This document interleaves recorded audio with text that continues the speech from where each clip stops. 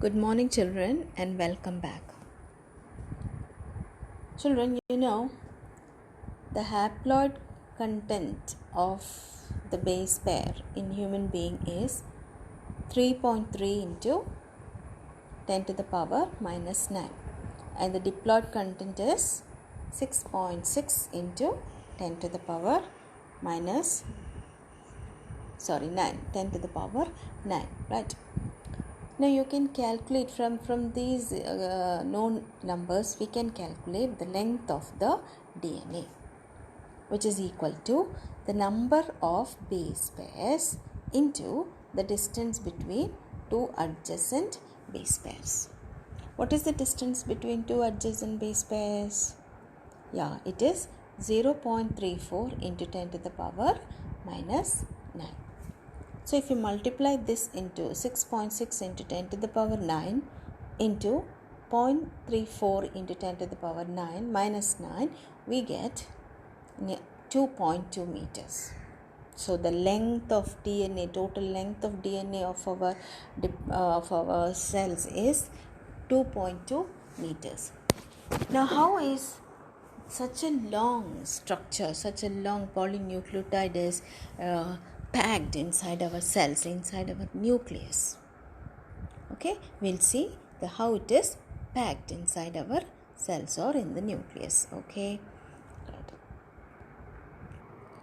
in prokaryotes, the prokaryotes do not have a nuclear membrane, right? They have a nucleoid. So in this area, the negatively charged DNA is tightly wound around positively charged protein molecules. The negatively charged DNA is wound around certain positively charged proteins in a place or in a region called as the nucleoid.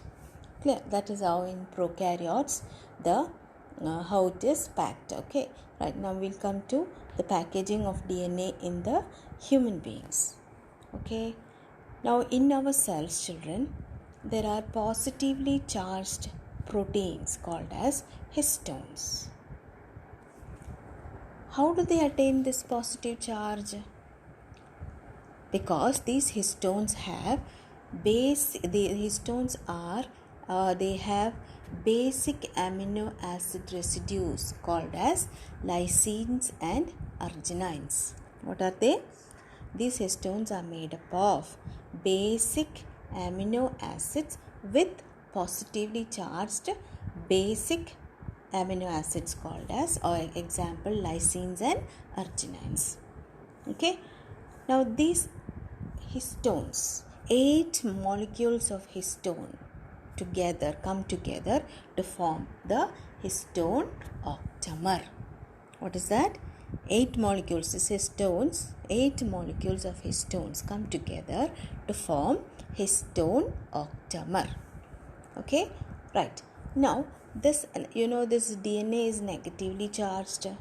Okay, so this negatively charged DNA is wrapped around this histomer, octamer. Now it's called as an octamer, right? Now it is wrapped around this octamer to form the structure called as the nucleosome. The nucleosome.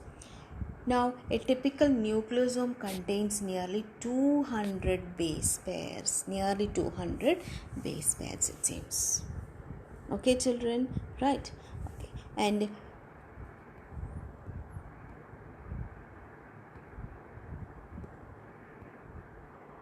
children, just before cell division, the chromosomes appear as chromatin reticulum, right? That is long thread-like reticulum network of thread-like structures called chromatin reticulum. And they also at places they have bead-like structures. Beads on strings, we call this stage as bead on string. Okay, actually these beads are nothing but the nucleosome. Clear? Okay, at higher level, when the cell starts to divide, cell division, the chromosome condenses, becomes thicker, becomes shorter to form the chromosome. Now this nucleosome This nucleosome is a negatively charged DNA plus the positively charged octamer, right?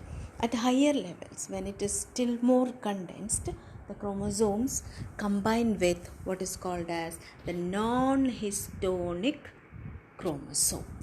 The non-histonic chromosomes. Clear? Okay. To form little more condensed form chromosome, shortened chromosomes, right? Okay. And when you take this beads on string like this,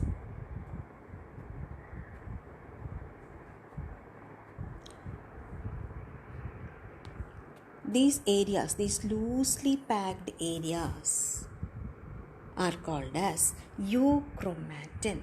What is that? It is called as euchromatin, right? And the thickly packed area, which is the actually nucleosome, right, that is called as the heterochromatin. Okay, so what are the two types of chromatin? The loosely packed areas are called as the euchromatin, and the tightly packed, thick regions are the heterochromatin, right? And you should also know that the euchromatin takes part in the transcription, or it is transcriptionally active, which means it can take part in transcription. What is transcription now? It is the formation of RNA from DNA. Clear? Okay. And the heterochromatin is transcriptionally inactive. Clear? So these are the points of differences, 2 points of differences between euchromatin and heterochromatin. Clear, children?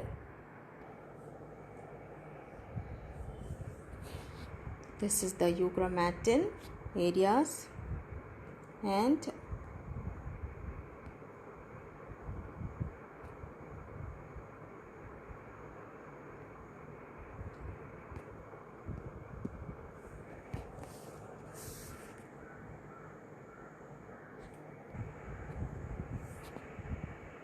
this is the euchromatin, and this is the heterochromatin. Okay, clear?